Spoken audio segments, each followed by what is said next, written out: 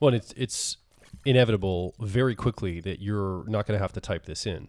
You're going to just be able to like converse with this, and you're going to get audible answers like talking to a person.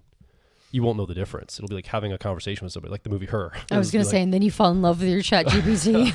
And you're that's what's crazy. Will people become best friends with this entity? I'm in a long-term relationship with my ChatGPT. I mean, We're exclusive. Hi, welcome back to the Personality Hacker Podcast. My name is Joel Mark Witt. And I'm Antonia Dodge. So this week, we have a special guest on the show, and I'll introduce you in a very, roundabout way. So if you've been a longtime listener or watcher of Personality Hackers podcast, we've had our good friend, who has INFP preferences. His name is Dan. He's come on to the show multiple times to talk about all his adventuring around the world. He's hiked the Triple Crown, so he's done a lot of hikes here in the United States. Appalachian Trail, Pacific Crest Trail, and the Continental Divide Trail, yes. And he's an adventurer. He comes and talks about INFP things and all his INFP adventures. This week, we thought we'd invite you onto the show. This is our good friend, former student good friend, Will. INTP preferences. Talk a little bit about INTP adventuring. Now, this may not be out on a nature trail in the woods. INTP adventures are a little bit different, but well, welcome to Personality Hacker. Nice to be on. My version of adventuring is I have all types of adventures in front of my computer in my room. I guess my version of adventuring has been more around consistently pivoting due to boredom into building up a set of competencies where, I went into becoming a software engineer, and then I kind of got bored with that, and I went into video editing and music production, and then into running startup and getting into like education, and then getting into like AI and blockchain, and basically every type of nerdy interest you can pretty much imagine. I'm just really, really fascinated by building up a wide plethora of skill sets and then containing them all in one person. It's like an obsession of mine almost. And so, of course, that has actually included a large amount of actual adventuring because I did need to, step into my exploration phase and all that kind of stuff. But I do find myself able to explore in the intellectual realm insofar as that is a process of building new skill sets that I can rely upon. Now, if you're watching on YouTube right now, you're jacked, Will. Like you're extremely, like you clearly go to the gym, you work out. You've not only built competency in maybe mental places, but also physical capacity. And so if you're just listening to us, go watch this on YouTube. You'll see how big Will is. You're jacked with lots of muscles. So just talk a little about your experience before we get into some of the details of what we're going to talk about today, which is artificial intelligence, AI. I just want to hear a little about your experiences in an INTP who has put emphasis on your physicality and also your mentality. And my guess is, and we've talked offline, so I already know the answer, but I'm teeing you up. I'm guessing it kind of causes a little bit of challenge for you because you probably don't really fit in any particular, it probably amplifies the challenge that you already have as an INTP, weirdly enough. You'd think it would make it easier for you, but sometimes I bet it makes it harder. Yeah. So, I mean, the first thing is that everybody's like, oh, well, that guy's obviously not an INTP, in the type space. But as far as how it actually came about and why I got into fitness and all that kind of stuff is that as a part of, the building skill sets and all this kind of stuff, it leans into I just kind of want to optimize everything. And it made sense to have some relationship with fitness and becoming really, really fit, because the more fit you are, the more capable you are just fundamentally, and you can think more clearly, you have more energy, and all those things made sense to me. I didn't have necessarily a natural proclivity towards, doing physical stuff, but it just made the most amount of sense to get fit because, when I was a teenager, I was incredibly awkward and couldn't really talk to anybody, but I could go and work out by myself alone, and then suddenly people kind of liked me a little bit more. I kind of got the foot in the door in the social avenues and things like that. So that was helpful for that. And I have come to learn that I have benefited a lot from being able to have a 10-year-old introverted sensing, insofar as it really allows you to habituate really useful things. And so fitness for me now is like, it's just a thing that I do, like it's almost like I couldn't not do fitness. And so my introverted thinking is kind of obsessed with the actual optimization of health and fitness. And it just happened to be an interest of mine as a teenager. And it was kind of like, well, can I be even healthier? Can I be even stronger? Can I be even better? And so there was a little bit of the intellectual interest in what could be done. And then I just did it enough whereby it became a habit, and then I just keep doing it and keep doing it. And so it's kind of interesting. Like it sort of looks like an obsession almost, but I don't even really think about it that much anymore. It's just what I do. And so it's kind of like I joked with Antonia about this. I benefit from passive jackness in the same way that, like economically you can have passive income, that kind of thing. And so to be honest, it's something that I really wish I could convince more people to get into, because I'm not really naturally wired to get into fitness and whatnot, but it has been unbelievable in terms of the doors it opens. Like every human, we all have these very shallow perceptions of what value is and all that kind of stuff. So the way that you look or how fit you are, regardless of somebody's economic status or whatever, I always get, dude, how do you get those biceps? Across all strata of everything, right? Mm-hmm. And so it kind of like, it makes things easier in that fashion. Now, to the second part of what you were saying, though, in terms of what it makes it difficult to do, it makes it really difficult to get close to people or become a part of a group. Because a lot of the times, like, I think like the nerds, but then when I go and want to hang out with the nerds, they're like, you don't like, but you're not really one of us, like you don't look like one of us. And then if I go and hang out with the jocks, they're like, why are you so weird? Like, why are we talking about AI when we could be doing fun stuff, Yeah. And so it's unfortunately played into the, you did tee me up on this, the loneliness that INTPs are going to feel just, by being weirdos anyway. Yeah. And it really kind of doubles down on that because it is very difficult to find people who kind of just like and accept me for who I am. And I might be projecting my own proclivities onto that as well. But it's definitely made it easier to be lonely. That's for sure. Yeah. Which is already a challenge as an INTP. Yeah, for sure. So the thing you use to solve it is also in some ways also a little isolating. But at the same time, it doesn't sound like you would make different choices because there's also a lot of benefits that come with it. Yeah, it's interesting. So I would love to be able to connect with people more and whatnot, but my orientation is definitely towards optimization though. And I can't deny it is better to be fit. It just is. It just feels awesome. And there's so many downstream effects, and I don't want to turn this into a fitness podcast. So I won't double down on it too hard or anything like that. But I can't let myself be swayed by the difficulties that it might present, because the benefits in terms of it just makes the most amount of sense to be fit. It's just so overwhelmingly leaning in that direction. I think in the zeitgeist right now, I'm getting the sense that people are actually pushing against that concept and message. Like there's things like fat acceptance, and there's other movements where people are trying to indicate that almost like having that perspective is playing into a more shallow way of thinking and interacting as people. And so I can almost experience somebody watching this being like, well, that's not healthy, right? That's not a good way of looking at it, because now you're pushing forward this idea of almost like being obsessed with it. Mm-hmm. And considering that's becoming more and more a part of social conditioning, you still find like there's just endless benefits to, and you're not even saying taking care of your health. I think that's the diplomatic way that people say it. It's like, well, it's just taking care of your health. But you're like saying specifically, no, like being jacked, looking a certain way, that itself has benefits. Yeah, and I mean, so there's gradations to everything, right? It's not the binary, either you have no relationship to fitness or you're jacked or something like that. There's benefits, and they basically just kind of go up to a certain point, and then if obsession is the driver of your interest in fitness, then it can tip over into the negative, because I mean, just like any obsession can tip over into the negative, regardless of how positive it might be outside of it being an obsession.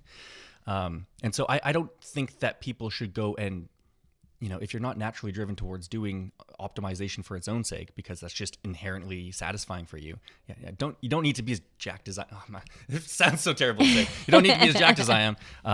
That's my thing. I just happen to have an interest in it, so that's fine. But I would strongly say that people could benefit more from fitness and health. Yes, that's the diplomatic way.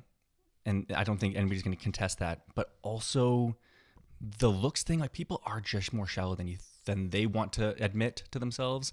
Yeah. And but it's hard though to take the effort, control your diet, like all the necessary components to look as optimal as you could. And so, the easier thing to do is just say like, well, everybody else needs to change their perception of things because I don't really feel good about not feeling good about my current state. And one of the things that it helps with, like, that having introverted thinking as my dominant function does for me is that I have that critical voice in my head, but it never feels denigrating, right? It's like it sees the lack of optimization in certain elements of myself, and I'm like, you could get better at this, you could get better at this, you're not that great at this, et cetera, et cetera. And I never feel bad about it. I'm like, oh yeah, that's true. Maybe I should focus on that. I don't feel like it right now. Okay, well, I'll focus on it later. That kind of thing. It's almost like just a very neutral dialogue in my head. Yeah. And so that's the perspective that I'm coming at this with. And I've lived in a state where I don't have as much muscle, fitness, whatever it is, and I've lived in a state where I do. And even outside of being somebody who has a really strong attachment to their feelings and whatnot, I feel so much better. Like there's just a part of the way that people look at you, the way that you gain instantaneous respect, which is kind of silly. I mean, unfortunately, you also gain instantaneous, what would be like? Competition? There's competition and people making snap judgments about you, but you can quickly dispel those negative appraisals by just being a kind, thoughtful person in front of the person. They're like, oh, okay, you seem like a pretty cool person. It's just, I cannot stress the benefits of being fit enough. Mm-hmm. And again, I feel like we're derailing this a little bit. We are. I'm going to switch gears here. Well, and I do want to, because I just know my introverted thinking and extroverted feeling just knows that somebody's going to be really triggered and they're going to take it out on you in a comment. They're going to be like, that guy's a jerk, or he's not representing it well. And I just want to make a little comment that whenever I'm around somebody else who also uses the function of introverted thinking, it's such a relief to me. There is so much tiptoeing, I think, that people have to do in order to not, to not be offensive, or to make sure that nobody's feelings are hurt. And maybe it's because I have introverted thinking, what John Beebe would call a parent position or parent function.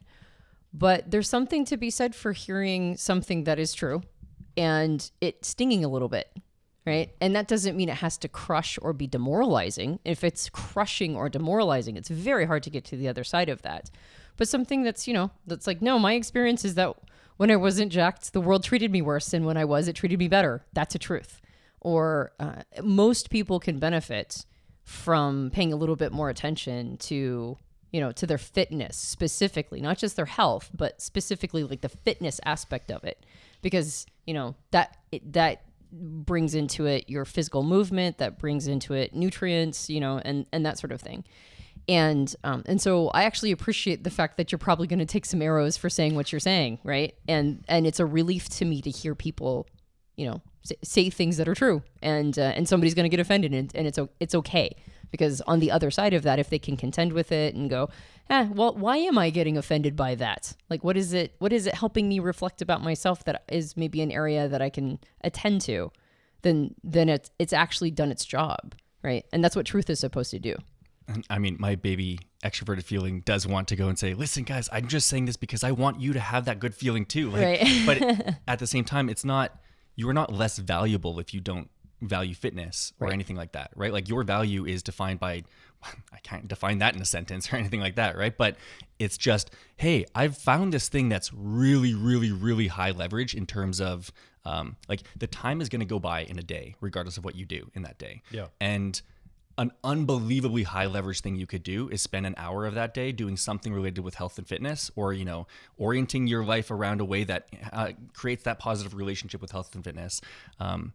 And just as like a leverage piece, like that's something you should focus on. If it's something that you keep saying like, oh, but that doesn't really matter because I'm more of an intellectual or something like that. It's like, yeah, it helps you be smarter though. Like I think more clearly. I think I have more energy, like all of these positive things, which you already know, by the way. And the problem with health and fitness stuff is everybody knows that they should do it. And so as soon as you start talking about it, it just ends up going through the circuitry that they've already created a relationship with. And so they're like, oh, health and fitness, like they don't even have to think about it. It's just a topic that they've already done the thinking on. They've either slotted themselves as a fitness person or not, or I need to get around to that. And then that's just a repeat pattern every time I need to get around to that, all that kind of stuff. So despite it having nothing to do with this particular podcast topic or anything like that, as a side note, you should get into fitness. I'll tell you, I think it has a lot to do with it, quite frankly. And I'm going to talk about that in a moment. So one of the things that like you just said, health and fitness, when we talk about a topic like that, we already have our minds made up. Like we already enter the conversation going, okay, I kind of already know how I feel about health and fitness. Now, maybe I get more information or maybe I have a desire that changes in me, but I kind of already know my stance on it often. I think most people feel that way. Today we're talking about artificial intelligence. And I think there's a rare moment right now when we're not in the state of health and fitness with it yet to where people have their minds made up. Now there's a lot of fear, I think, starting to bubble up in people, sort of projection of their own fear. Like the computers and robots are going to take over the world, right? They're going to take our jobs. Yeah, it's Terminator 2. They're going to destroy everything, or Matrix, or run everything. There's some of that like doom and gloom, but also a lot of uncertainty. What does this mean for my career? What does this mean for my future, my children's future? Not just mine. Like maybe I'm an older person and that doesn't matter to me, but my children, grandchildren, my progeny, people that come after me. There's a lot of these questions that swirl around, but I think we have a unique opportunity right now in our time, especially the time of this recording, to help shape the way we think about some of these things coming online. And you, Will, asked a really great question. When we first met you, you came to our profiler training program. You were one of our students. And at the end of profiler training, we recorded a live podcast with all the students. We got everybody in a semicircle, did a audio podcast together. It's published. If you're listening or watching, you go look it up, listen to it. Will's on it. I don't remember exactly what you asked, but effectively you asked this question. You said it was Dr. Darinardi was with me and Antonia. We were there kind of taking questions from students and just having a free-form conversation. And you basically asked this general question like, what do the three of you or what does anybody here recommend? And how can we be wise as people? What does wisdom look like? How do we be wise in our decision-making, in our thought processes, and how we move forward? And I thought that's a really great way to frame today's conversation about artificial intelligence. How do we think about this technology that, when we've talked offline, you'll explain more, we'll go into some more detail, but it's here. It's like the genie's out of the bottle. It's not being put back in. We need to live with this new reality that's coming. It's already here and it's going to be coming more and more quickly. How do we approach this in a wise way? What does that look like? I think that would be where I could orientate this conversation, where we don't get faded thinking like we do with health and fitness, and we don't let it get politicized like we do with health and fitness.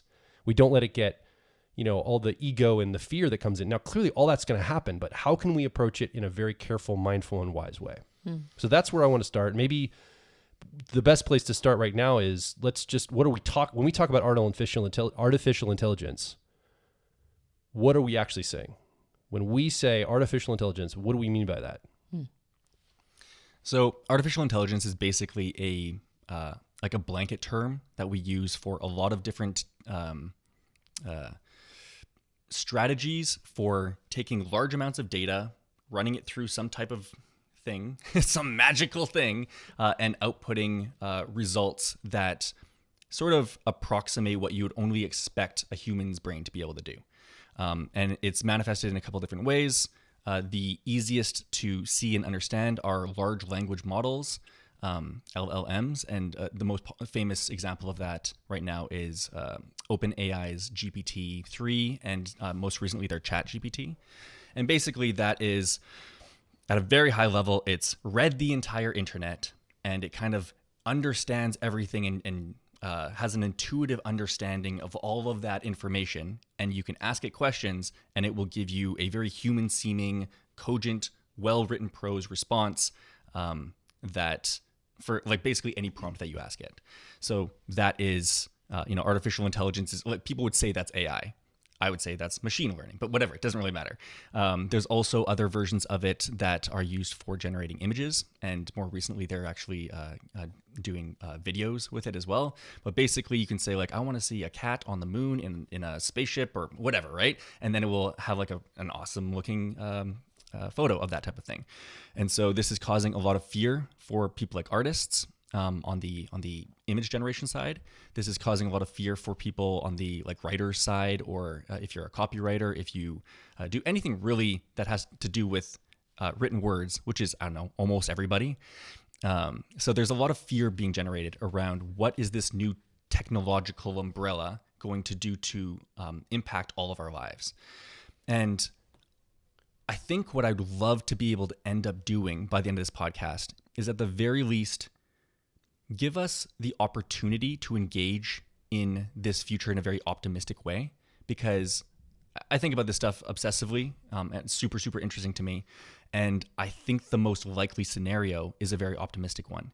But we can create a self-fulfilling prophecy whereby we go the pessimistic route and it becomes an issue solely by worrying about something that is coming down the line, which is to say, AI, as it's being manifest right now even, is just so unbelievably overpowered compared to any other tools that we have access to.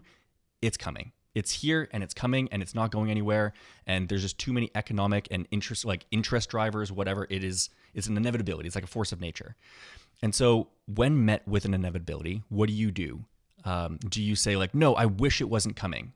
What's that going to do? It's just going to make you feel bad within yourself, and feeling bad within yourself will cage your thinking, will cage your feeling, and will just lead to negative outcomes usually. I might be wrong about that. You guys can push back on anything that I say. But if we can think about, okay, well, if it's coming, if the puck's going down that way, how can we skate towards it in the wisest way possible? And I like that you framed it that way, because AI and this technology in general does not have a past precedent. It is so unbelievably useful across every single domain that humans typically sort of project their meaning onto. Like a lot of people will have their meaning derived from the work that they do or the art that they create or any of these kind of stuff. And so when we have a technology that allows, robots, whatever, to do that better than any human will be able to do it, then we're creating this new paradigm within which, to be optimistic about that future, we kind of need to recalibrate our value as humans and what our role as humans are going to be in a future where everything is basically taken care of by AI in the professional realm, and even potentially in the artistic realm, although we can talk about that more because it's not like a holistic thing. There's always going to be a space for human art, but it'll be a bit of a different thing. Anyway, I think the point that I'm trying to get at, though, is that how do you be wise when you have no past precedent on something?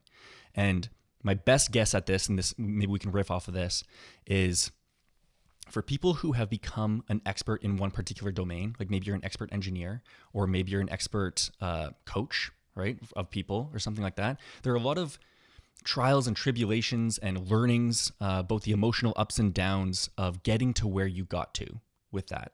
And it's sort of like the understanding of the emotions inherent to becoming expert at something that train you in a very conceptual way, even like that you can transplant onto other things. That's what it means to grow through the struggle, right? So if I've learned how to grow through the struggle of how to build like a really impressive engineering marvel of some type, if I'm thinking, okay, I want to become really good at socializing now, there's some level of transplantation where I can be like, I know all of the struggles that I went through where I thought I could build this thing, but it turned out to be harder than it was. Yeah. And I'm like, maybe I can go and get a team and we can just do this. And like, there's this optimism of naivety that comes into play when you're trying to engineer things. Like, wow, that kept getting crushed down. I betcha there's a similar thing in this social dynamics thing. So maybe the wise approach would be to assume I don't know what I don't know, and to approach learning this social dynamic stuff with insane levels of humility, and not take the now hard-earned competence and feelings of worth and all that kind of stuff that I've attained in the engineering realm and transplant that over to the social realm. It's like, no, I'm going to start at the beginning again. And so how do we do that with something like AI? Like, how do we have no ego or no, like, I already know how AI is going to come down the pike and whatnot? Like, how do we remove ourselves from the ability to have preconceived notions, create a self-fulfilling prophecy based on us not wanting to change our opinions of how this AI stuff is going to play out? Something like that. Yeah. So I guess a person could be watching and saying, well, why do I have to make peace with it at all? Like, maybe I don't see it really interfering with the thing that I do. So why is this an important conversation for somebody who isn't an artist or a copywriter or somebody who fears that the newest version it's not really going to interfere with their career? Well, so my answer to that is, what profession do you have? Because I haven't been able to think of anything that is not going to be touched by AI soon-ish. If at the point you feel like AI in its current manifestation and the tools that exist, don't touch your job, okay, that's cool. Give it a couple years. Yeah. Like for ChatGPT to be as unbelievably overpowered as it is at this moment in history, this is way faster than I was expecting it to happen. And I'm kind of always optimistic with my timelines anyway. Like, 10 years down the line, we're going to have AI that does some really amazing stuff. And now we're kind of there.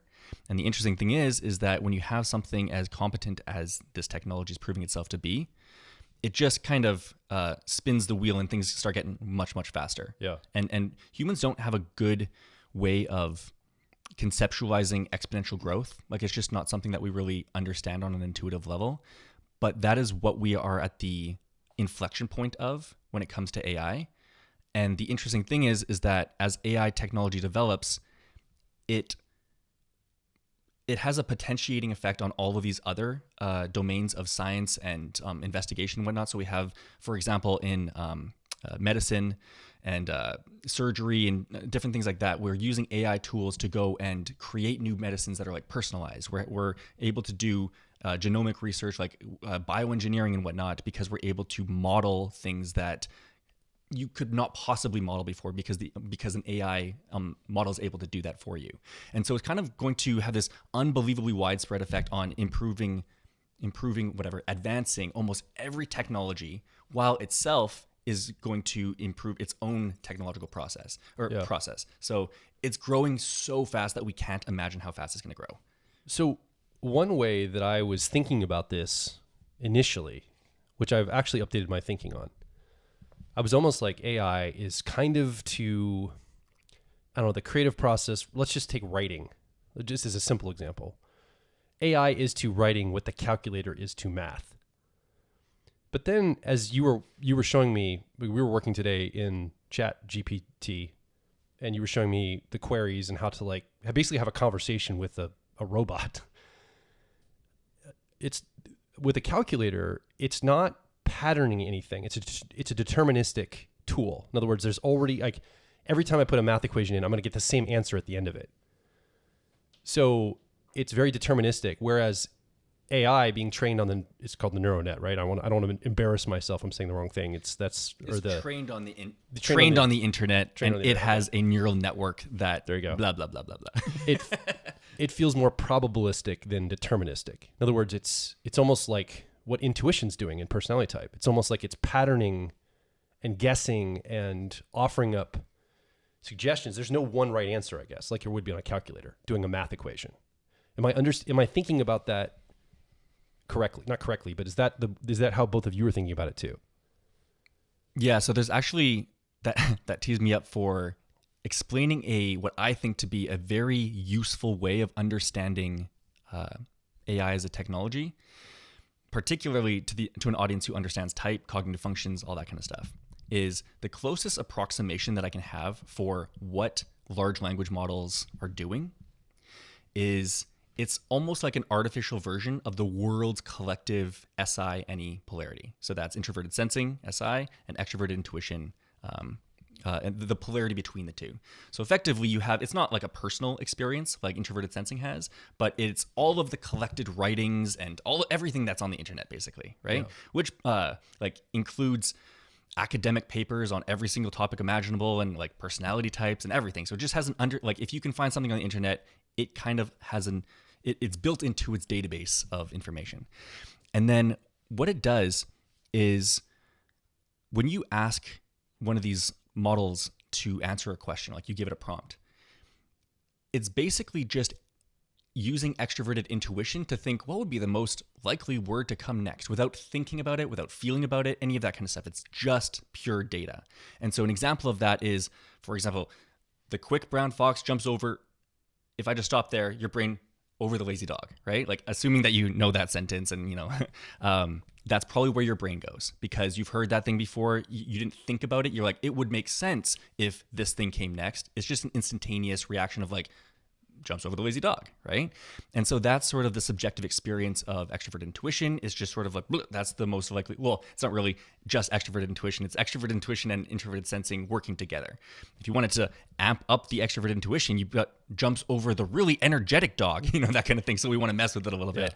And interestingly, on these large language models, you can actually set certain variables that set the randomness, right? So it's like the most likely thing, given all of the information that I've read on the internet, is I should say this word next and then this word next. And you can up the randomness and saying, maybe this is less likely for me to say, but it's still kind of cogent. And so I'm going to say that, right? So anyway, the point is that these large language models are not thinking about anything that they're outputting, which is one of the reasons why there's so much worry about like they're confidently wrong. They'll say like the best fitness orientation is, and then they'll say something that's just like factually incorrect. And it's because they're not vetting anything that they say into some type of judging process. It's literally just pattern recognition. And so one of the reasons why it's important to understand this is that a large amount of people are really worried, like, what if AI wants to do, but you got to stop there. The ability to want something necessitates some level of judgment. It necessitates some level of being able to want something. And these large language models have an incapability of wanting anything. And so we have like these Hollywood stories and whatnot of, AI going rogue. And what if they just want to explore all of the universe, but we just happen to be an element in their way. So it's not even that they want to destroy us. It's just that we just happen to be, an anthill over here. But we want to create a highway. So we're just going to pave over it. Right. So, that's a decent argument for it. But the thing is that the AI can't have a want, as far as we're building these things.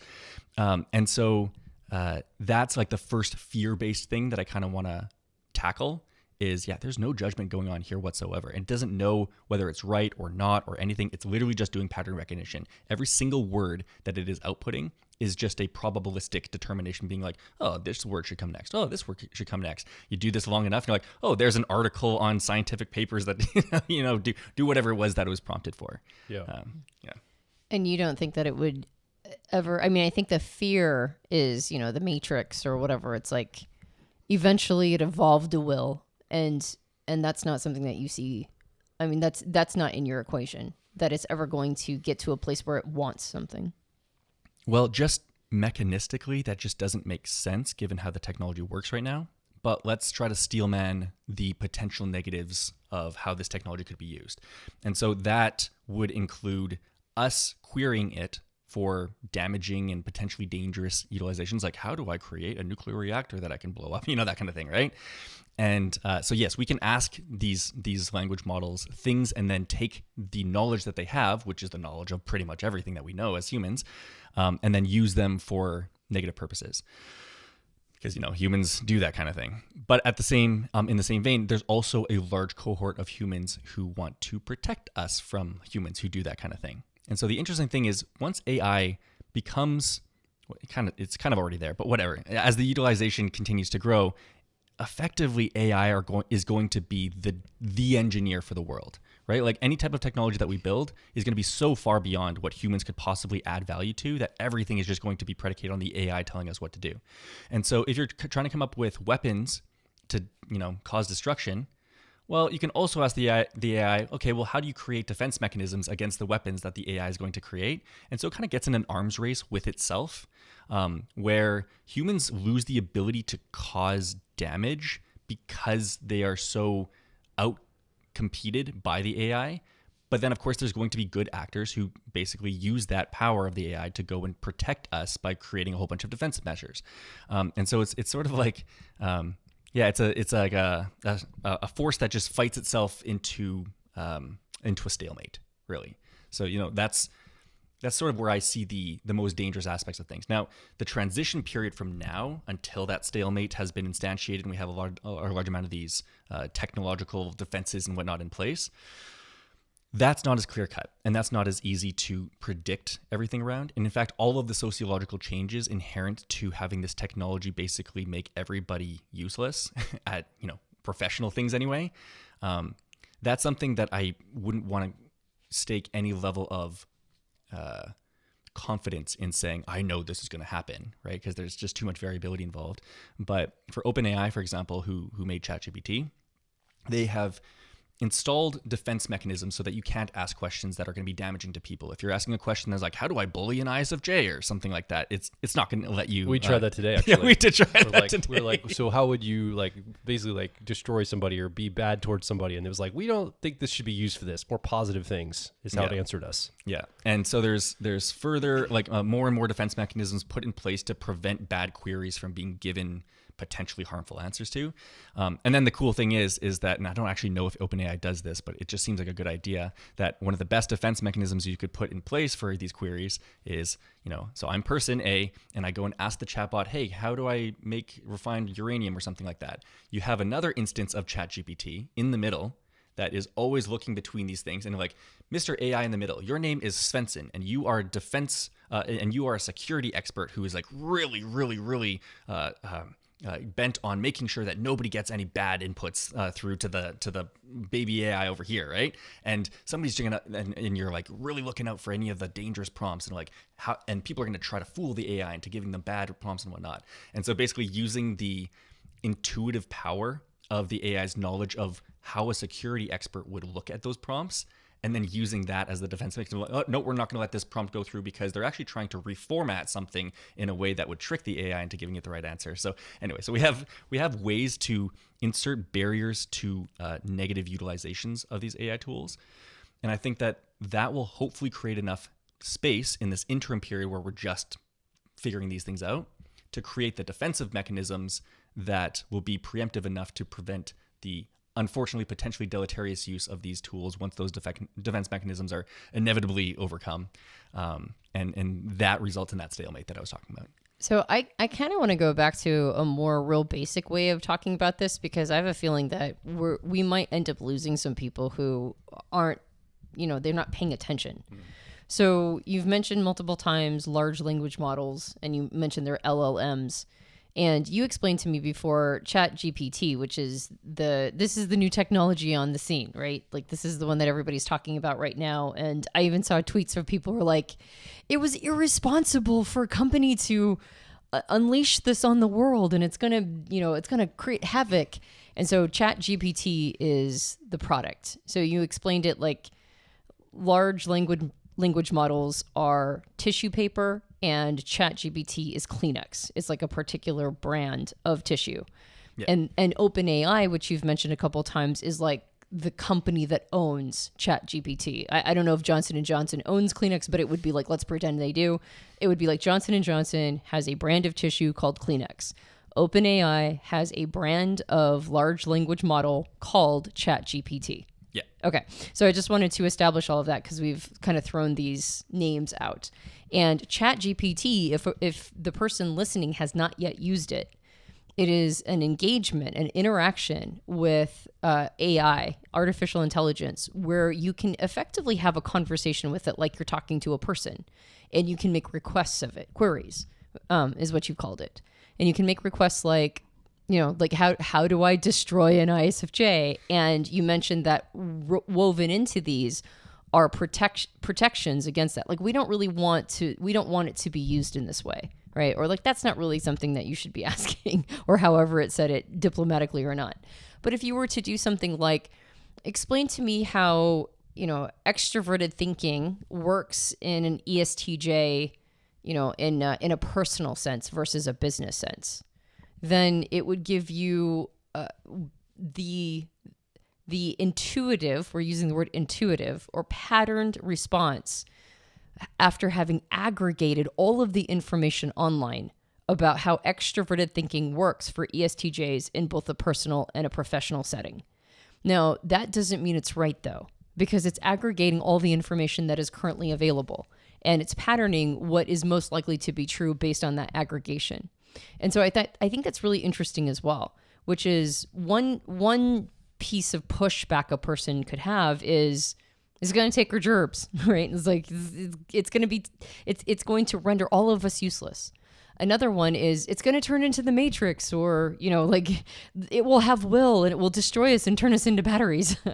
But I think another piece that I see coming is that, we've talked on the podcast about having left not that long ago a modernist perspective, which is there's a single source of information. There's a single source of news, Walter Cronkite 50, 60 years ago, right? And when that's how you got your news, that's how you knew what was going on, is this single stream.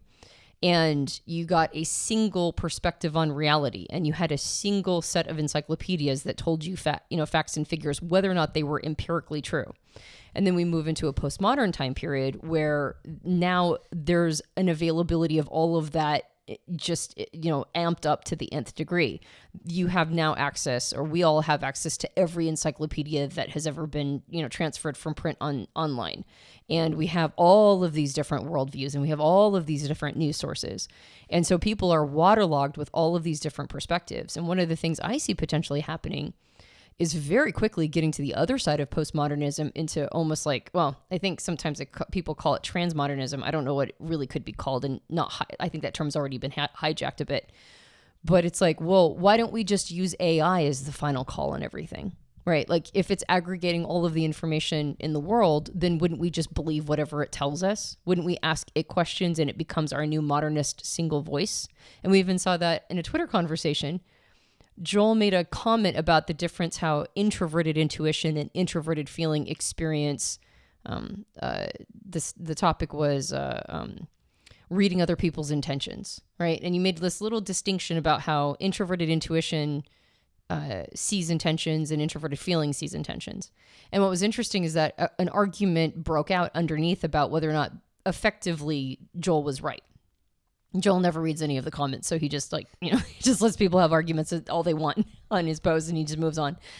But what was fascinating is that at a certain point, somebody plugged in a description of introverted feeling into, I suspect, ChatGPT, and they said, "Look, even AI agrees with me," right? And so I was like, wow, that's actually a really interesting thing coming down the pike. That was a watershed moment for me. Yeah. I was realizing, that's how people immediately are going to use it as like the Bible proof text, or the God said and agrees with my position, like as a weapon.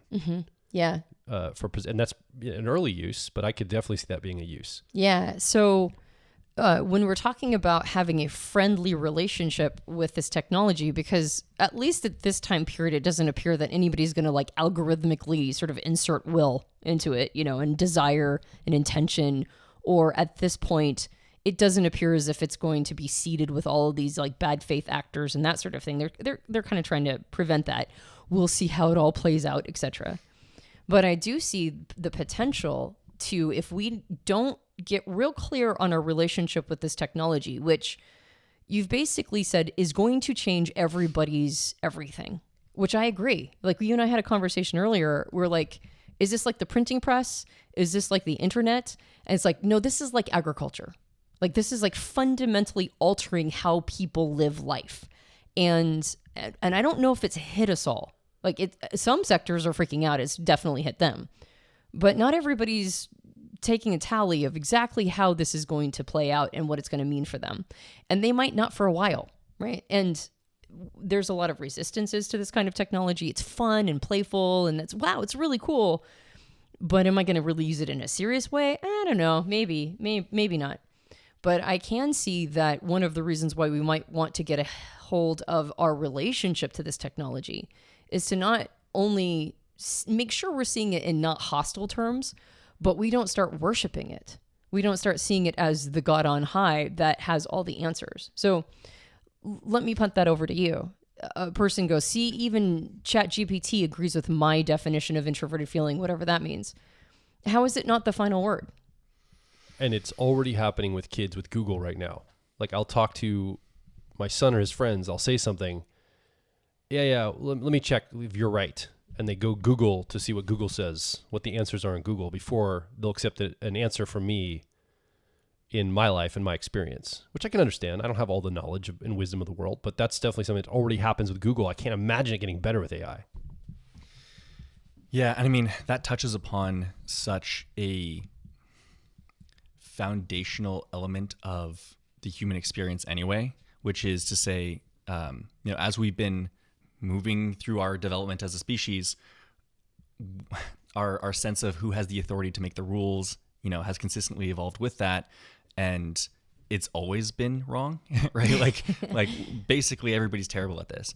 But my hope is that if, and we can only speak to people, who we're speaking to right now to try to be as wise as possible. So it kind of speaks to the point of this podcast, which is to try to find a relationship with the utility that, ChatGPT, for example, can provide, while also gaining experience with where it falls short. So that you can calibrate how much you can trust the output and calibrate where its utility should lie, rather than just trusting your first intuition based on, wow, this is really, really impressive, right? So, the first thing that I would suggest is that, and this is actually like a separate piece of advice, but it fits really well in with this entire part of the discussion, is that I think that the most useful thing that people could be doing right now in terms of building a skill, and this is just cross-domain, cross-everything, just given where the future is headed, is learning how to direct AI to do things for them.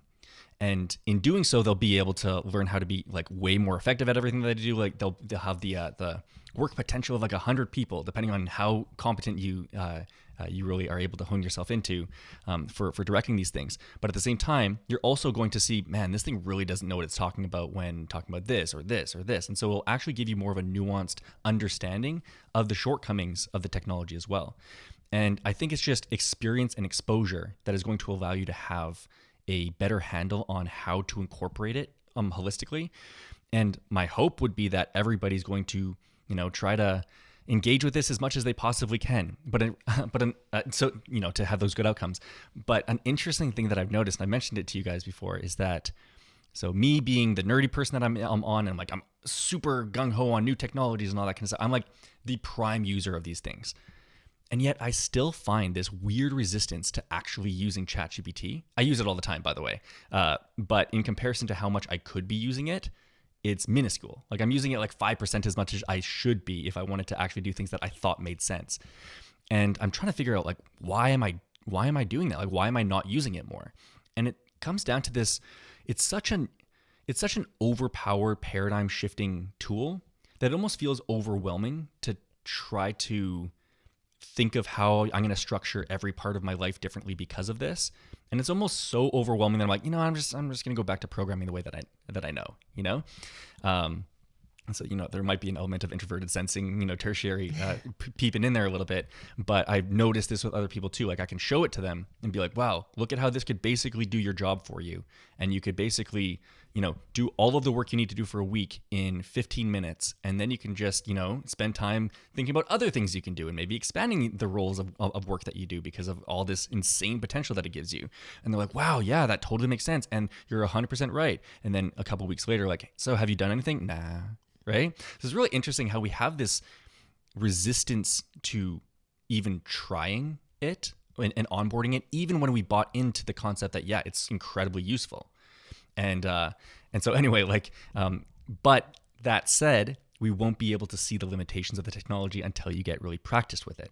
Yeah. So I don't know exactly how to encourage people to do it other than just say, really, really try and force yourself to do it and realize that if you're anything like me and us and all the other people that I've seen, you're going to, for some reason, stop using it.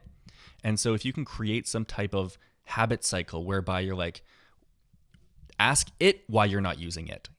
Just learning to ask it almost every single thing, right? Like, yeah, but I'm in between careers right now and I wouldn't really know what type of career to ask it questions about. It's like, okay, cool. Go and describe your exact situation right now. Maybe even throw in your personality type. I'm an ISFJ who's having issues with finding my passion in life and I'm not really sure what it is that I want to do. I'm good at this. I'm not good at this. This kind of tires me out. Like just kind of describe your situation.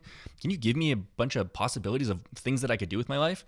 So just getting used to being able to ask it and then finding out where it gives you good answers. And I think it's just like a practice and exposure thing that will lead us to wiser answers from. Are you saying it's going to coach people of specific personality types to help them find their purpose in career? It's going to take my gerb. The data that it is fed on in terms of personality typing is, publicly available articles and all that kind of stuff. And so much type information out there is kind of based on stereotypes and miscalibrated articles and whatnot. And so the unfortunate fact is that if you're looking for broad strokes ISFJ advice, okay, it's probably going to be doing a pretty good job. But the nuance with which human experience of seeing people incorporating type advice into their life and then having good outcomes from that, it doesn't have the fine tuning necessary to do that at some point. But that said, That's right. I'm a well-calibrated machine. yes, exactly. Your large language model is pretty impressive. That's right. I'm a surgeon. You can't replace a surgeon. No, but I mean, I think that's really interesting what you're mentioning, because as I've been playing around with this idea and I was playing with OpenAI before, but ChatGPT is like on a whole nother level. I was thinking about the DIKW model, which I bring in every once in a while. I talk about the model that stands for data, information, knowledge, and wisdom. And the internet has always had the monopoly on data and information. It just has a ton of it. And what it feels like ChatGPT or these large language models are doing is they're bringing in an element of knowledge. Right? Like, explain to me not just what the pieces of information mean. And of course, you can get advice online and that sort of thing. But it's in aggregate, give me knowledge about how I should be engaging with this data and information. But the one thing I haven't seen anything replace is wisdom. And wisdom is applied knowledge. And everything you call during the application, which is almost always unpredictable. And there's an element that if you're using a technology that is based entirely on pattern recognition of the most likely predictable outcome, there's always a bunch of unpredictable stuff that happens in application. And wisdom is getting to the other side of it and going, what did I learn about myself? What do I understand about a larger picture? What can and cannot be predicted? What are the limitations of certain tools, right? Like, that's all a part of wisdom. And you mentioned before, that was what kicked it off, is how can a person be wise, right? Like, how do we have wisdom? And I think what I'm hearing, and maybe this is not the most elegant summary, but what I'm hearing is don't be afraid of technology that hands knowledge over to you. Like, there were a lot of people who were resistant to the internet, which was a storehouse of data and information. What's interesting is we're heading over into a new technology before we really nailed down our relationship to the previous one. Like, it's been hard for people to really understand what to do with this absolute tsunami of data and information. It's been really hard for people to engage with it and understand it. And it's almost like we rushed to turning it social because we got that. Like, I get how to be social online or social with other human beings. I understand that. So social media just absolutely exploded and took off, in my opinion, in small part because it's like, I think I can get that piece anyway, how to interact with other humans. But it lives on top of, I mean, I don't know if you're old enough to remember the early days of the internet. You would have been a wee thing, I believe. But there was a Wild West feel about the early days of the internet where, do you remember Stumble Upon? Oh, yeah. Did you ever hear about Stumble Upon? Yeah, I was very nerdy very early on, so Okay, yeah. I got to experience the early Wild West. That's right. Right, you would have been young, but still, able to engage with it.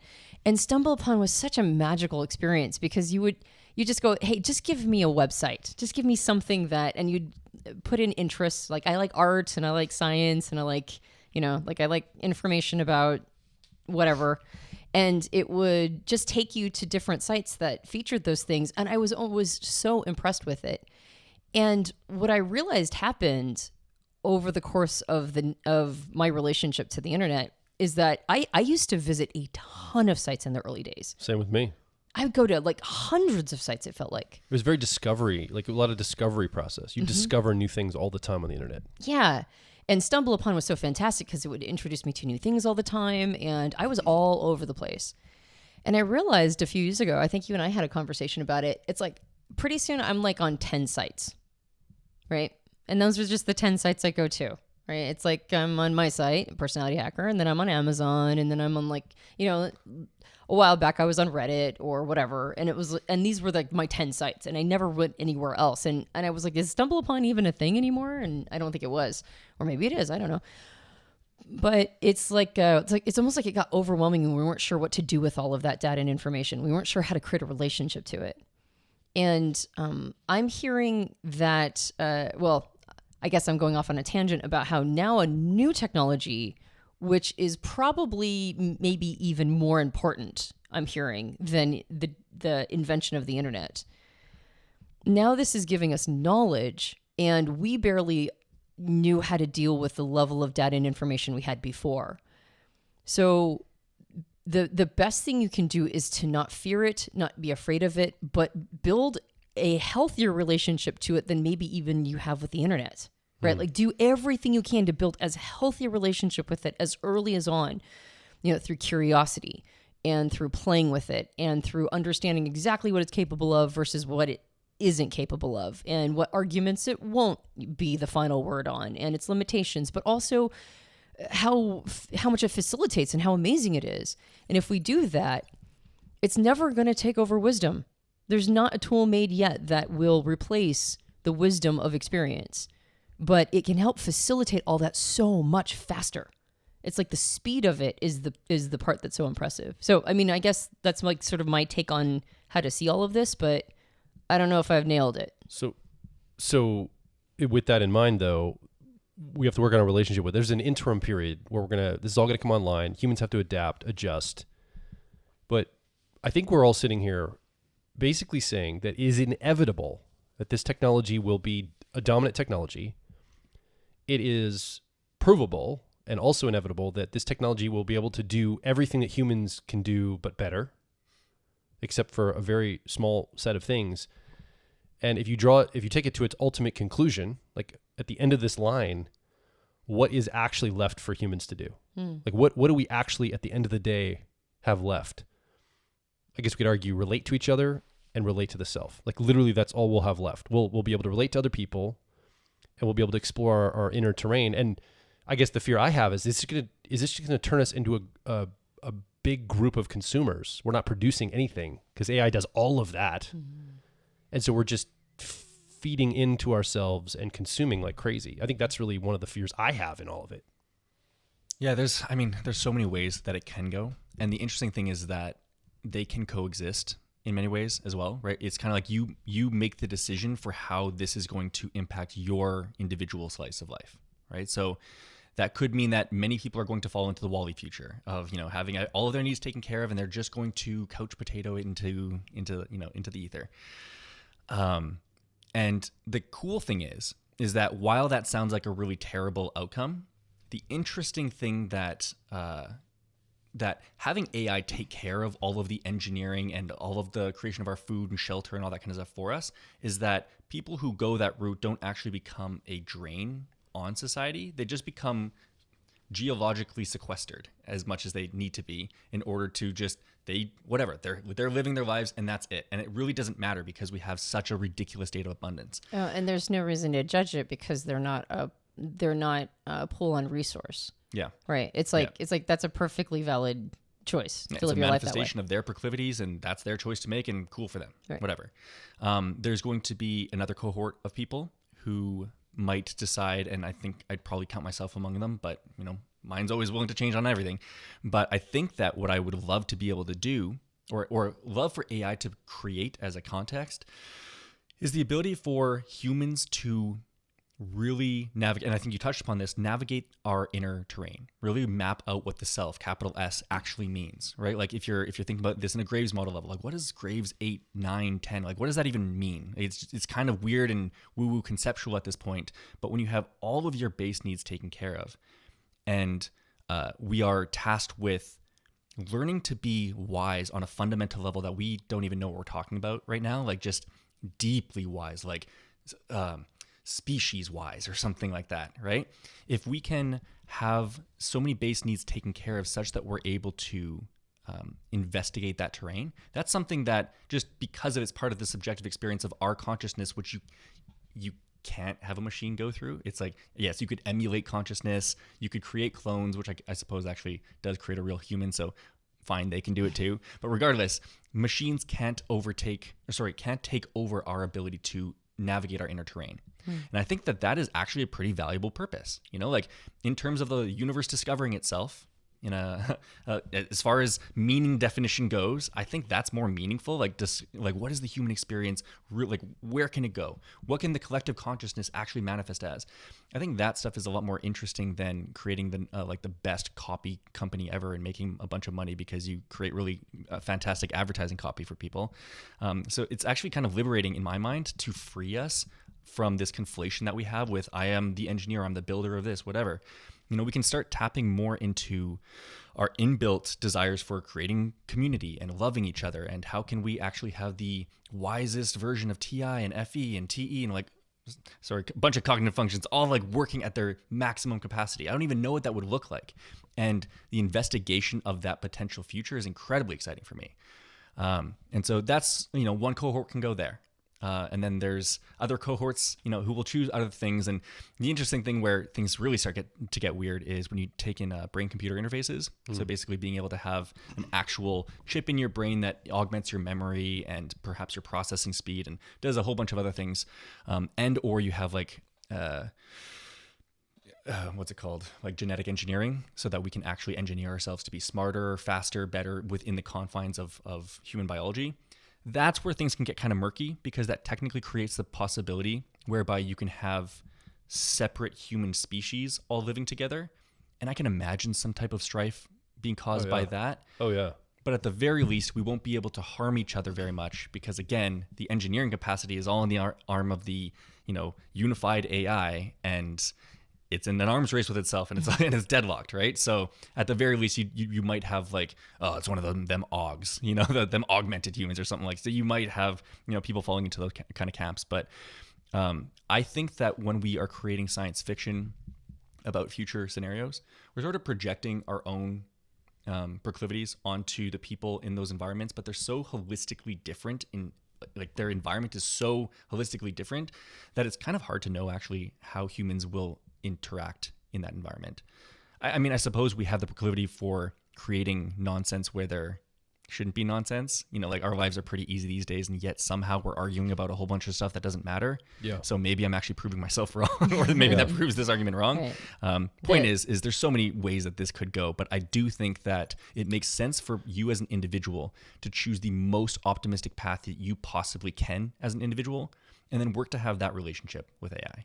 That's my take anyway. Let's talk a little bit about the practical application of this. Let's weave it in with personality types, because that's what we're here to talk about ostensibly, is personality types and AI.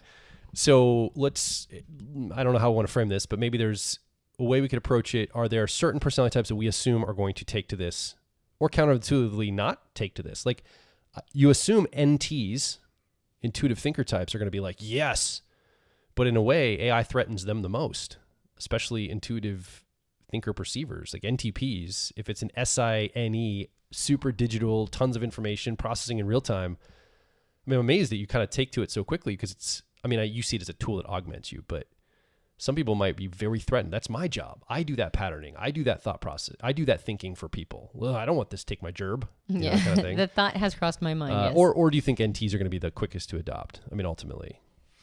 I think that there seems to be a pattern of NTPs being really interested in this stuff. Yeah. And my guess is that it has something to do with the impersonal nature of introverted thinking, where it's not so much that it needs to come from me.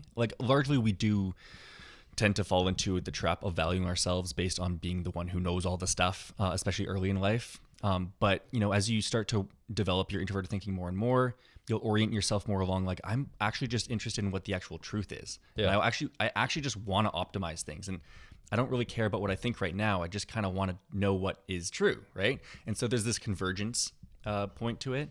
And so for me, subjectively from me alone, yes, technically this robs me of the ability to be useful in the ways that I'm useful. And I'm almost excited by it. I'm like, that's awesome, because it's going to be way better than I am. I'm biased in all these ways that I can't even see. Ugh. What about NTJs? What do you think their relationship? And either of you can answer this. Antonia, do you have any ideas on what NTJ's relationship with this will be? I'm just familiarizing myself with the technology right now. I haven't really put a ton of thought into how each of the types are going to engage with it. But my observation has been that anybody with extroverted thinking really likes a well-honed tool, right? As long as they can keep it in their power and control. Yeah. The moment it's used against them or their competition has it, maybe it'll be a different experience. As long as the interfaces remain elegant, I think that they're going to probably enjoy the access to all of that information. Well, let me just say this. I see a lot of times INTJs metaphorically and literally rolling their eyes at NTPs sometimes. Like, all right, whatever. What? Like, can we get practical again, guys? Like, that's kind of the framework. And even Dario does that sometimes. Like, he's like, all right, let's get down to earth here.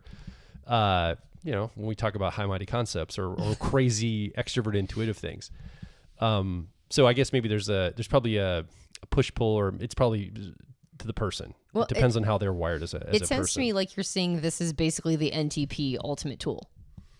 Like you're Seems almost like it. Yeah, you're almost like sort of characterizing it as almost conflating it with NTP preferences. So you're like, well, maybe NTJs won't like it so much because they roll their eyes at NTPs. But I have a feeling that I have a feeling that this is going to be a technology that gets embedded into our life so quickly.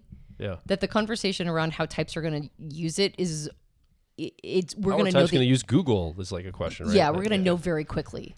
Yeah. Well, it's just a fun speculative question, Yeah. And to answer the INTJ thing, is best as I'm coming up with right now is, so it'll appeal to NTPs insofar as it's just really interesting. Like, oh, what if I ask it this? Oh, what if I ask it this? And almost kind of just exploring and experimenting with it.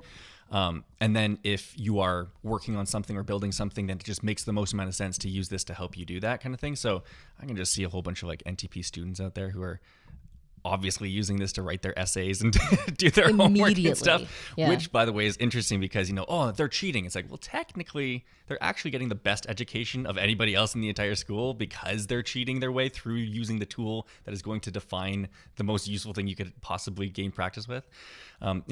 As far as INTJs would go, though, it seems like be amazing for INTJs if they got over any type of resistance that they might have with it, because it's like the ultimate resource, like it's like having a whole bunch of employees, except you don't have to deal with them.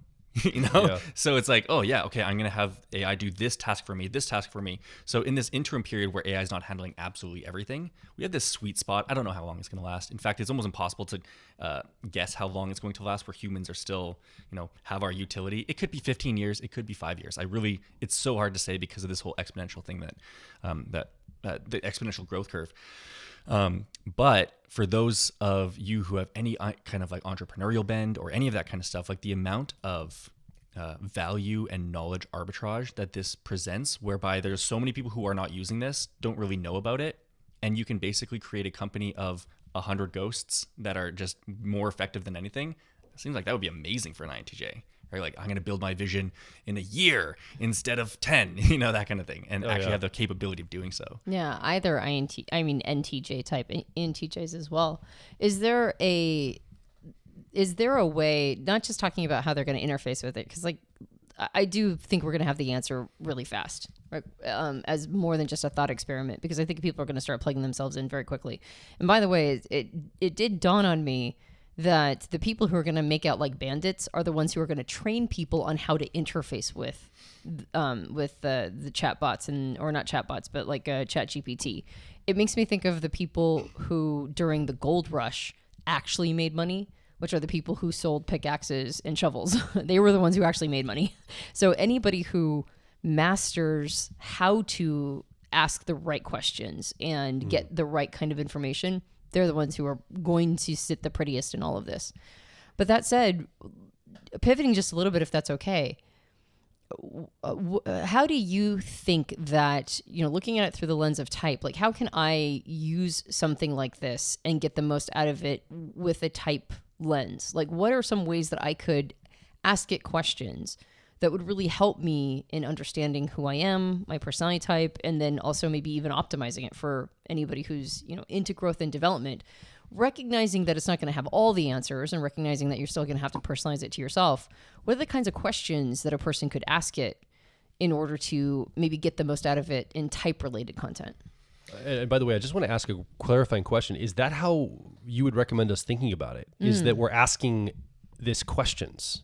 Right. Or is it more a conversational style that I should be approaching it? Like, what kind of mentality should I show up to the tool itself with in the first place? I would say that whatever approach leads you to actually using it.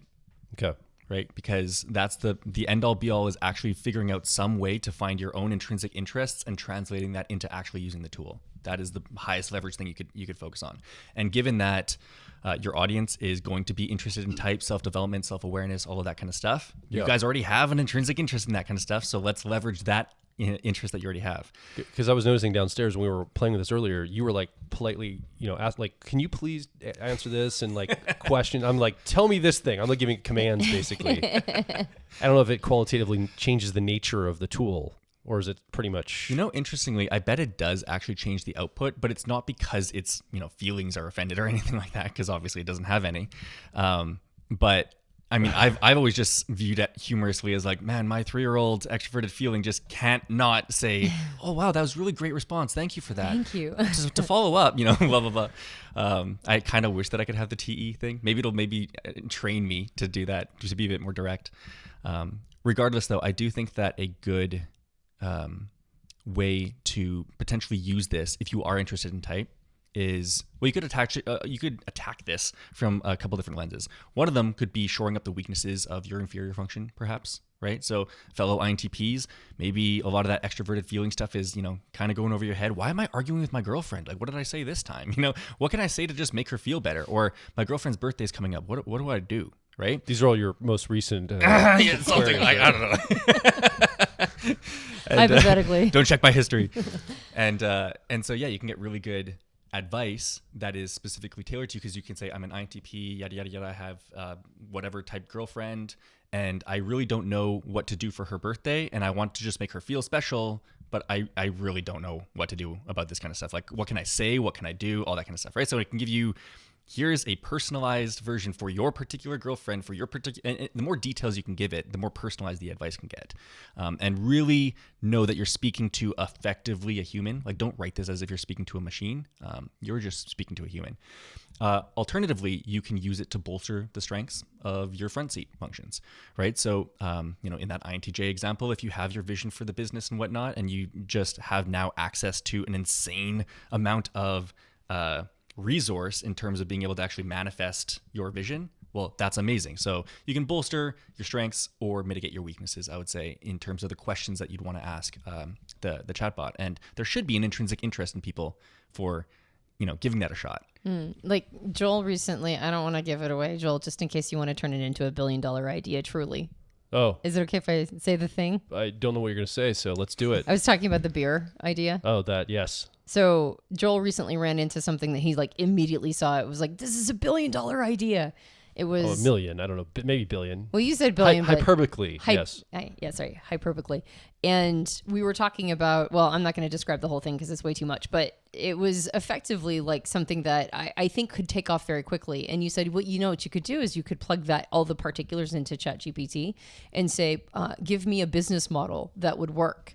And ChatGPT will spit out an entire business model and the sequence of events that you would need to do in order to build a business around this idea. And I was like, well, that's pretty slick. Yeah. Yeah. And then you could say, okay, so for step 1, you had me doing this. Let's dive into that. So what steps do I legitimately, tell me what to do. What is the first thing that I do here? How do I make these partnerships? How do I actually create the email where I create these partnerships with different venues or whatever it might be for your specific business idea?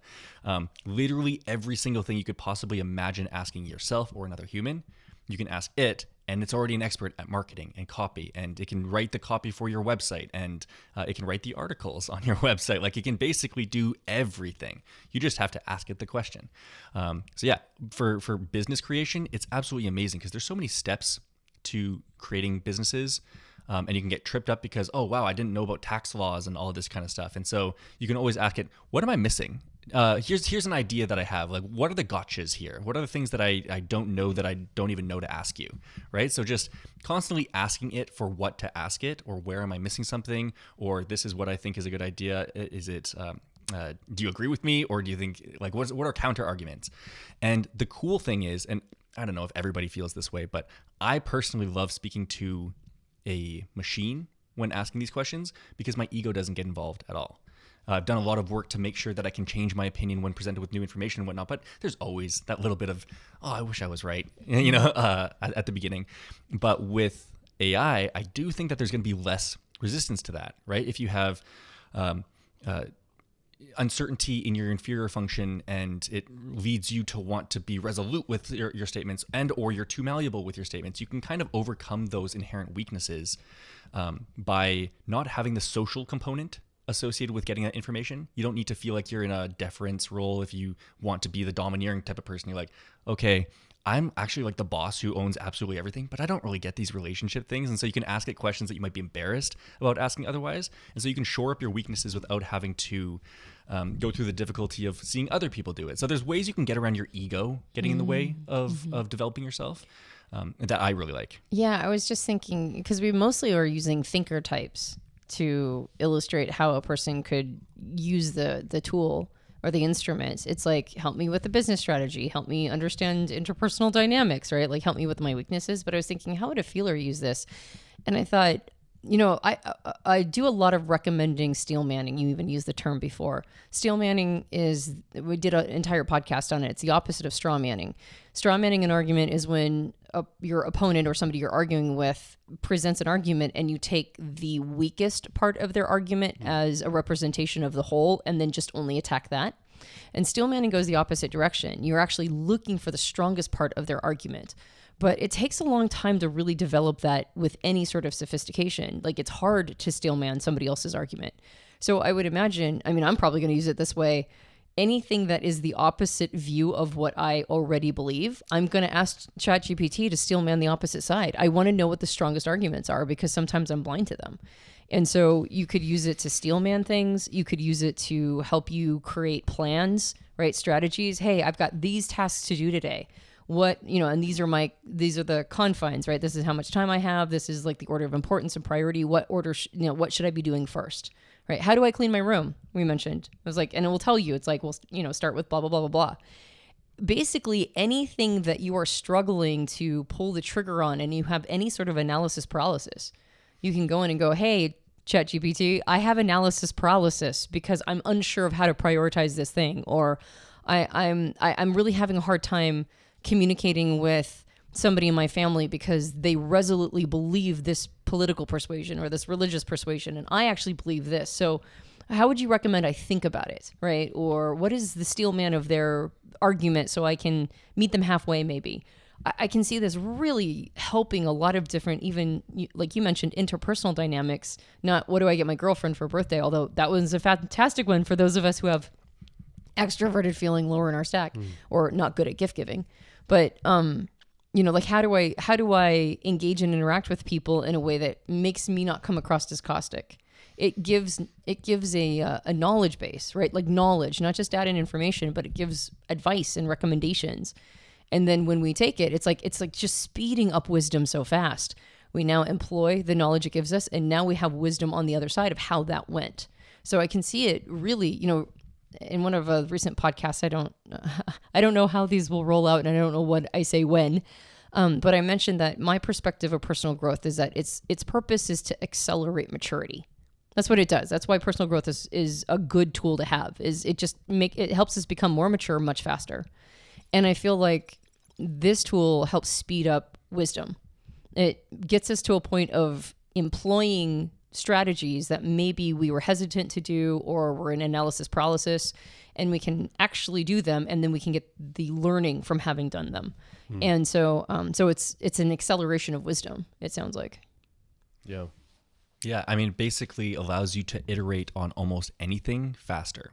And so you can retrospect on a completed project rather than on the feelings associated with maybe it would go wrong and maybe it wouldn't, right? And because it removes that barrier of potential antagonism or having to, push down your ego or any of that kind of stuff. I love that thought actually that you brought up of people going and looking for the steel man of opposing arguments. And the cool thing is I'm assuming that, or I'm guessing that people will have less of a negative reaction when it gives them an answer that's opposing to their own, but they'll still have some. And then I encourage you, listeners, to, if you still feel like, oh, I don't like that answer, tell ChatGPT, by the way, I have this anger inside of me when that's mentioned. And what do you think that's associated with, right? Because I think this and I feel really strongly about it. What do you think about that? Like, you can basically ask it open-ended questions, and it can almost teach you how to engage with yourself in a little bit more of a self-aware way without feeling vulnerable. If that happens to be an issue for you, and a lot of people do find, for example, when you're first trying to develop your FI or TI, introverted thinking or introverted feeling in the opposite direction, it's kind of like a quote unquote healthy and unhealthy version of both of those functions, sort of almost act the opposite of the healthy and unhealthy versions. And so when I want to be right so badly, and then when you start developing your introverted thinking, it's like I want to be wrong so badly so that I can learn more, right? Mm-hmm. And then with introverted feeling, you're like, I want to validate the right for me to feel this way so bad, and I want everybody to go and tell me how validated I am. And then you get so chill after you incorporate more of a healthy mentality. It's like, well, this is my feeling and that's their feeling. Mm-hmm. And it's sort of like this openness to the experience for both people to have an authentic expression of their own feelings regarding something. And there's this open-mindedness to it. And so if a barrier to practicing that different manifestation of a healthier version of your cognitive function, if your ego's getting in the way, then potentially a dialogue with ChatGPT could be an onboarding experience. It's like exposure therapy to doing this over and over again. And then you can start doing it with people and it's like, oh, wow.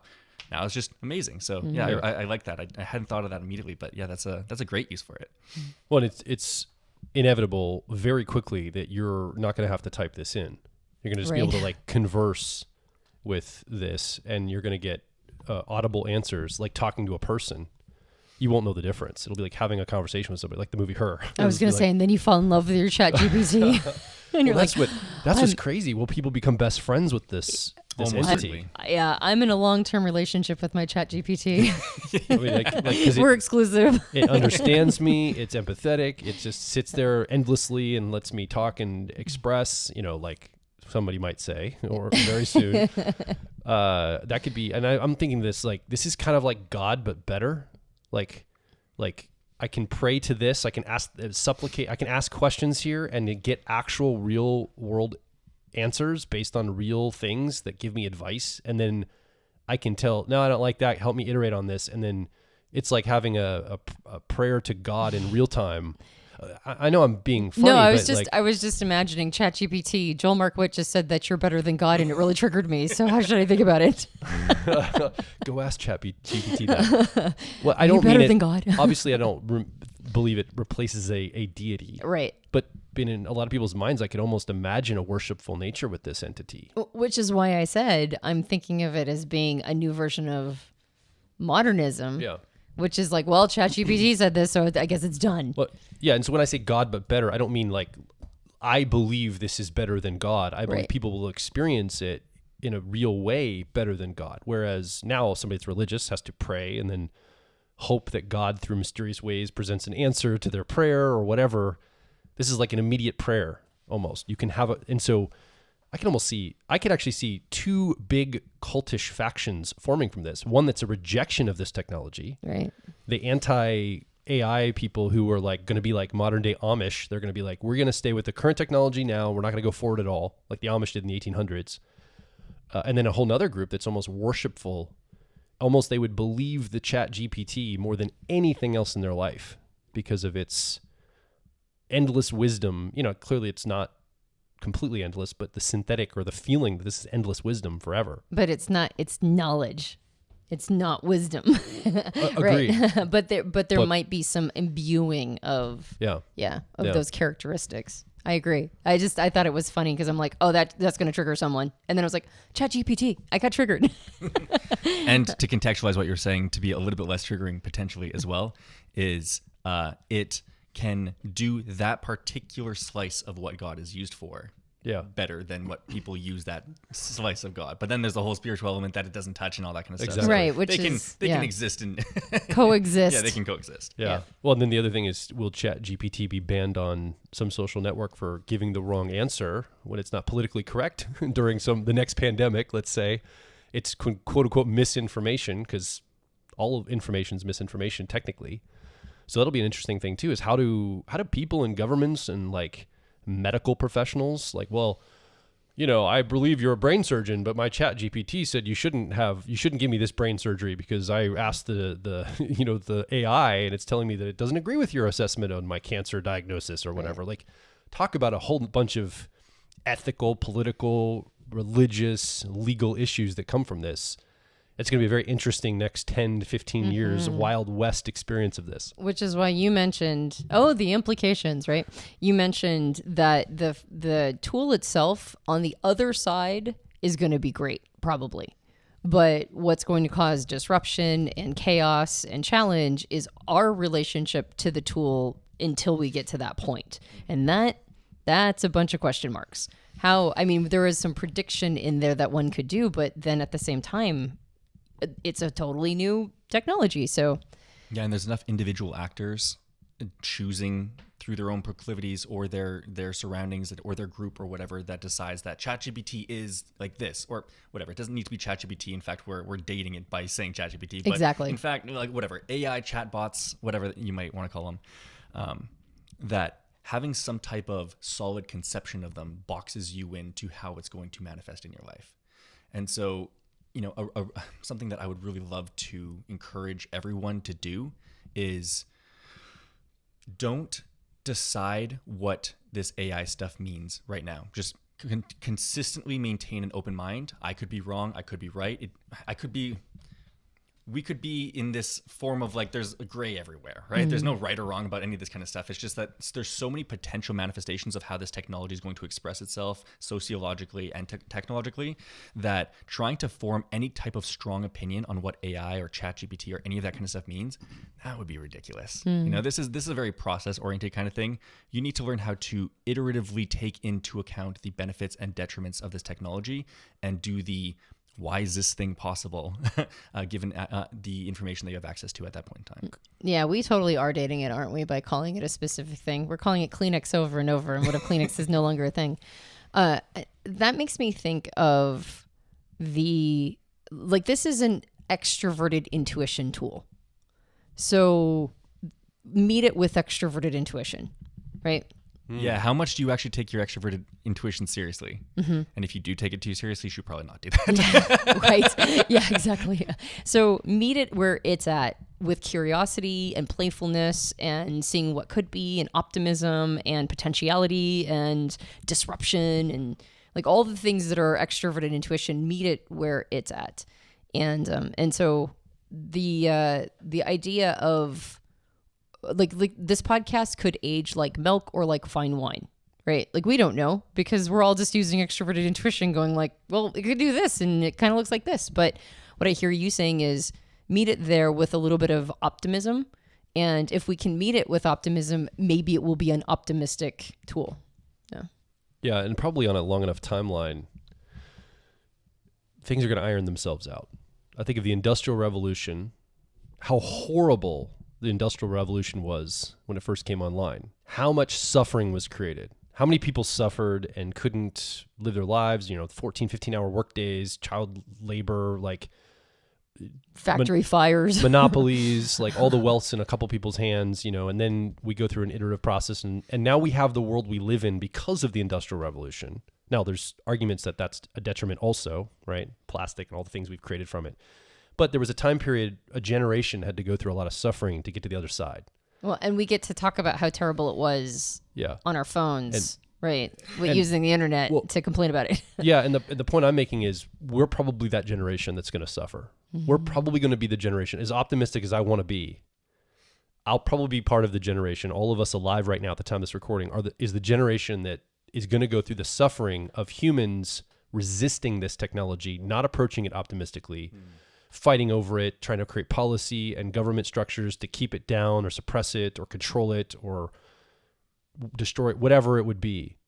And it's going to be future generations that get the benefit of this time period, much like if you were living in 1875 in London, the smoke in the city, it was an awful place to be, right? Just the Industrial Revolution made it a horrible, horrible place to be, especially for like a 10-year-old orphan kid, right? It was just like the miserable environment for him. But now London's a much cleaner city. It's got a lot more modern conveniences. It's not such a terrible place to be as it once was. And I have a feeling it's going to be like that. I hate to be a realist or be pessimistic, but here's the thing. I think it'll be more individual. In other words, it won't be everybody on the planet going through the suffering. It'll be the people that approach it with an attitude of resistance or buy into the narrative that it's got to be under control. There's going to be a bunch of people that just jump in have the open attitude and they make it personal to themselves. They utilize it as a tool. They do what they can with it in this unstable gray area time period. And I think that the three of us and you listening right now could be those people. I don't think it's doomed to be a terrible time, but I think humanity will go through suffering around it altogether. Yeah. Will's like 15 years younger than us, so he's like, speak for yourself. I don't want to suffer. Yeah. Well, it's like by the time I'm your age, maybe we'll be on the other side of all this. And it's interesting. It's hard to know what the time frame is going to be like because of that exponentiality of this technological growth too. Because if my guess is that we're going to, in a weirdly quick fashion, get to the ability to have AI kind of run everything. And then it's just going to be this large, like working through the quagmire of sociological issues associated with actually onboarding it, making it equal, making sure. And actually, this is something that we haven't mentioned, but it is going to be necessary to make the fundamental layer of AI open source. It's absolutely necessary because otherwise we fall into one of the issues with AI that's being presented right now is that the training data is going to be skewed toward power dynamics currently in place. Exactly. Right. Yeah. And so to have full representation of training data even and weighting towards training data and all that kind of stuff, it needs to be completely open source. And then one other interesting thing that this that the technology creates in the medium time frame is the ability to have individuals or very small groups of people do things that would otherwise take millions of dollars and tons of people to do. Like, for example, Hollywood's going to be completely demolished because you're going to have the ability to make AAA quality, Hollywood style movies by yourself, basically, right? You could have all the voice acting, the acting, the visuals, literally everything. You could even have the story, honestly, created by the AI. Probably. You're basically just like, I want to create like a really cool like sci-fi thing. Can you like, let's start with that, and then just kind of like wing it from there. And it's probably going to be higher quality than a lot of the stuff we see right now, actually. Yeah, I think You know, Hollywood... Piper used it to write a script today, by the way. Oh, You know did that? she? It was did. awesome. She used it to write a little movie script for herself. That's fantastic. We had a monkey talking to a little girl, and the monkey had the dialect of like a 1920s gangster. We worked with him. It was amazing. I was like, I can't believe this is doing this in real time. I'd watch that. And I think a lot of these kinds of industries were already going sort of like they were sort of on the way down, and now we're hearing final nails in coffins, basically. Yeah. And my hope is that in being able to remove the barrier for incumbent status and power structures and money necessitating or being a necessity of creating stuff like movies and whatnot, that we're going to have a wild west of creativity again. Now, yes, the AI could be used as the basis for the creativity, but I think that there's going to be an appetite for human-created content because there are incredible artists out there who are really good writers, but they don't have the capital necessary to go and take their writing and then do something amazing with it. But when you're able to have the veneer of a AAA quality movie, you have this ability to have an unbelievable amount of art gain its wings. Music production is kind of a similar thing. A large portion of music production is turning the awesome music that's in your head into really good sounding stuff. And most of that is audio engineering. Like it's really hard to make the stuff in here come out here. And so you might even be able to get AI music production. Yes, again, you could have the music just or the AI do the entire thing for you. But I think there's going to be a large amount of music producers and whatnot who are literally just using it to have an easier translation mechanism from in their brain to music. And I think that there's going to be a large amount of people who are like, wow, art suddenly got really, really awesome because there's this burgeoning sense of creativity. And if we can find some way to watermark it as like human made insofar as it came from my brain, then I think there's going to be a large appetite for that. My gosh.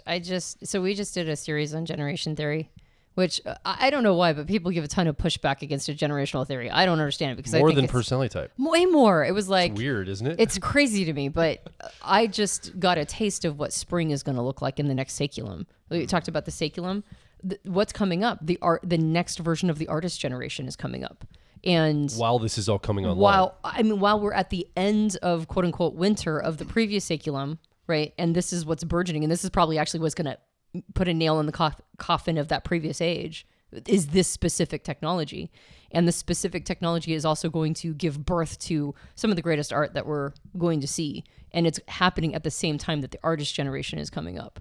So when you look at it through that lens, it's pretty exciting. Like this, whatever this dark period of art is, right? This dark period of like, whatever, are these movies? What are these? What am I looking at? Yeah, exactly. What am I watching here?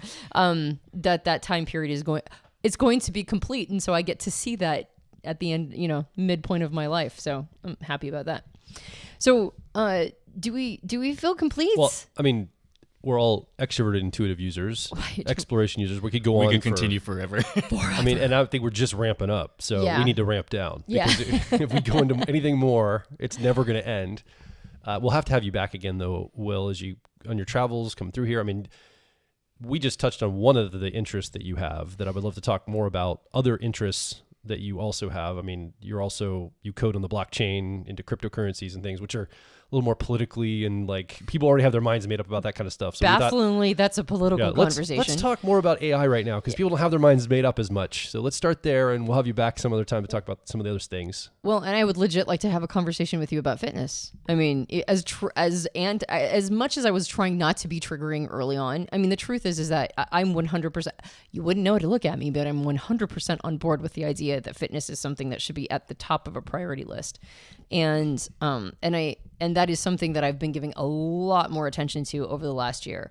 I'm actually better than I was before, which is because I've started really putting time and attention to it. And I agree. It's like everything improves when you put some time and attention to it. And that makes sense because it's a foundational component, our relationship to our body, our relationship to the quality of movement and nutrients. And I would love to have a conversation about that too.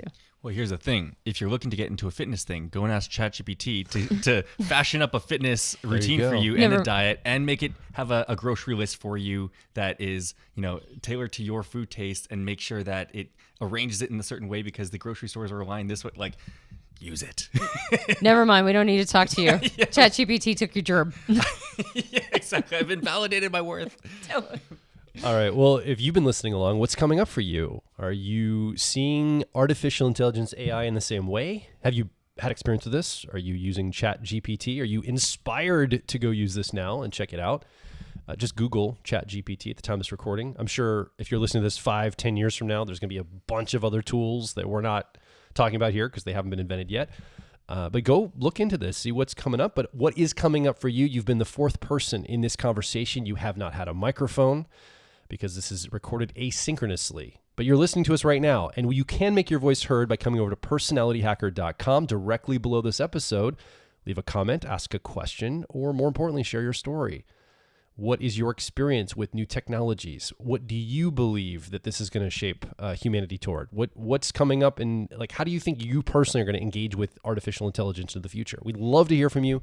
Come over and make your voice heard. Yeah, Will, thank you so much for sharing your information, your expertise. I mean, we didn't really dive into why you're an expert in this, but I know that you have been using this technology for a long time. You, like Joel mentioned, you code on the blockchain, and it's been a major part of the work that you do as a coder. And so we really appreciate you sharing some of your perspectives on this. My joy, my pleasure, which is an awesome phrase my ENFJ friend taught me. It's so sweet. Pleasure. I like it. Yeah, absolutely. All right. So if you enjoyed this podcast, you can subscribe to us on iTunes and various Android platforms. If you leave us a rating and review on iTunes, that helps us out a lot. We also have a video podcast, which you might be watching right now. And if you enjoyed it, please like, subscribe, and hit that little bell that lets you know when a new one comes out. We have a book. It's called Personality Hacker. You can get it at all major book retailers. And if you leave us a rating review on Amazon or on Goodreads, that also helps us out a lot. And of course, we have a suite of programs that are personal growth oriented through the lens of personality type. And I don't think ChatGPT has completely rendered any of that moot because those are all wisdom oriented. They're wisdom. They're based on you understanding yourself on a more complex and deeper level and building a relationship with yourself by creating your own owner's manual. So head over to personalityhacker.com and grab the owner's manual that is right for your type. Yeah. Thanks again, Will, for being here. Appreciate you on the show this week. My name is Joel Mark Witt. William Lancaster. And I'm Antonia Dodge. And we'll talk with you on the next Personality Hacker podcast.